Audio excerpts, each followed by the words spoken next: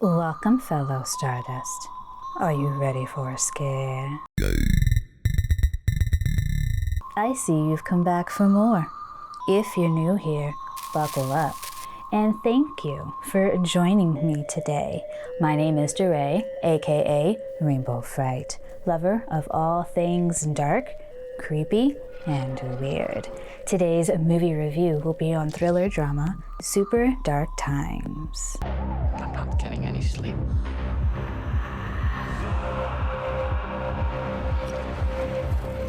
Y'all, this right here is a true piece of art. All film is art, but this one right here took my breath away many times with how beautifully done it was. This review is a subscriber request from King Needgore. A big ass thank you goes out to him for showing me what's up with this movie. Be sure to check out his channel too for some pretty effed up stuff this month. I'm surprised this one got by me considering I really enjoy these coming of age stories where there's a lot of violence, tension, and rich atmosphere. Films that come to mind are Stand By Me, Mean Creek, The Virgin Suicides, Elephant, and Bully. And those films get me thinking about kids, Gummo, and The Florida Project. All some of my absolute favorites. These films are very different from each other, but they are all part of this group of movies that tell a story of kids or teenagers who are forced to grow up fast and inevitably face violence or heartbreak in one way or another. And this is usually done in a gritty and or beautiful way. There are also some heavy Stranger Things vibes as well. So here is a brief summary, and be aware there will be some spoilers. Set sometime in the mid-90s, Super Dark Times follows best friends Zach and Josh, who reconnect with Daryl and befriend Charlie. After hanging out one day with a samurai sword they found in Josh's brother's room, Josh accidentally kills Daryl with it. Keeping this a secret from the world creates a wedge between Zach and Josh, and they begin to grow distant. Having an interest in the same girl, Allison, forces this wedge even further between them, and Josh finally snaps. With Charlie wanting nothing more to do with the situation, Zach is alone to speculate just how far off the deep end Josh has gone. Zach suspects Josh has mutilated Daryl's decomposing body, and with his new thirst for blood, he also suspects that he killed their classmate John. His suspicions are confirmed when he realizes Allison could be next, and he finds her in Megan's room, tied up. Zach makes it just in time to save her, but Megan wasn't so lucky. In the last moments, we get a battle between Josh and Zach. Just before Josh makes Zach his fourth victim, he's saved by a neighbor. Zach is left in shock, while Josh seems as though he could care less about what just happened, and would be happy to do it again. Luckily, Allison can still enjoy the sun in her face, as she did right before Josh's attempt to kill her.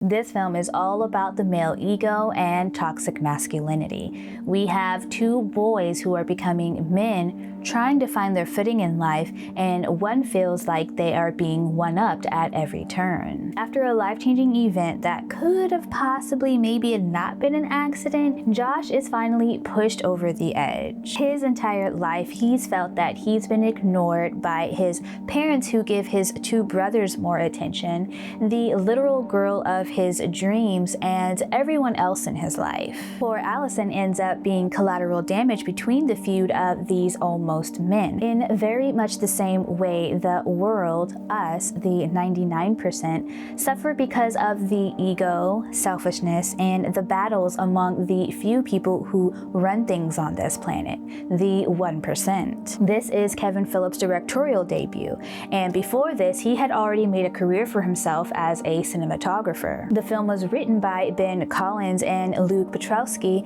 and it stars Owen Campbell, Elizabeth Cappuccino, and Charlie Tahan, who you might recognize from I Am Legend or the series Ozark. Kevin and the writers who he had gone to film school with had been working on this project for 6 years before it made its premiere at the Rotterdam Film Festival in the Netherlands, then in America at the Tribeca Film Festival on 4/20/2017. It was nominated for and won many awards, and it definitely deserved every nomination and win. As soon as the film starts, you sense this looming dread that the title promises, and if you go into this blind like I did, your mind begins to race trying to figure out what the inciting incident is going to be. What's going to kick off this super dark time? But while thinking this, you might also get some warm and fuzzies while observing the relationships between these kids. But as soon as these boys find the sword in the bedroom, you just know one of them is gonna die by it. But despite having this tragic story unfold, we get this really beautiful cinematography done with moody lighting, beautiful landscapes, extreme close-ups, and creative transitions. The dream sequences were some of my favorite moments. The slow motion and repetitive speech to drive the audience crazy was a nice touch. This repetitive speech thing also happens in waking moments, usually when there's been a revelation or in times of panic. Now, this was executed with some phenomenal sound design and mixing. 50% of why I love this movie so much is because of the sound. It really added to this atmosphere of impending doom. I caught myself holding my breath a few times because I was so immersed by the sound. It was such a visceral experience. I absolutely loved it. With that being said though, there were some moments that had me asking, what? Why? Some of my why questions were, why was the ceiling at the gas station brought up? Just because of the dream in Zach's home?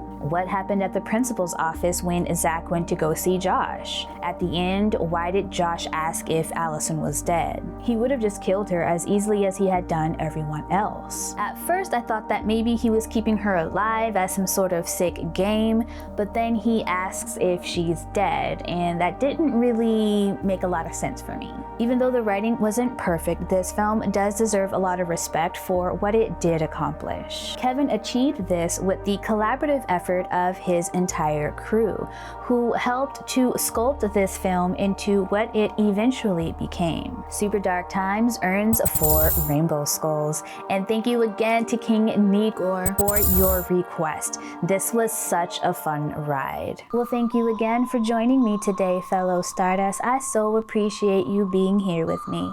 And be sure to check back here in just a few days for the details for my first subscriber giveaway. For my 1-year YouTube anniversary, I wanted to do something big, so I decided that I would give away some cool horror movie stuff. To find out what I'll be giving away, be sure to check out my next video. So, if you haven't already, go ahead and hop on the Rainbow Fright Freight Train and hit that subscribe button along with the notification bell. That way you'll get notified every time I upload a new video. I hope I see you next time. Peace.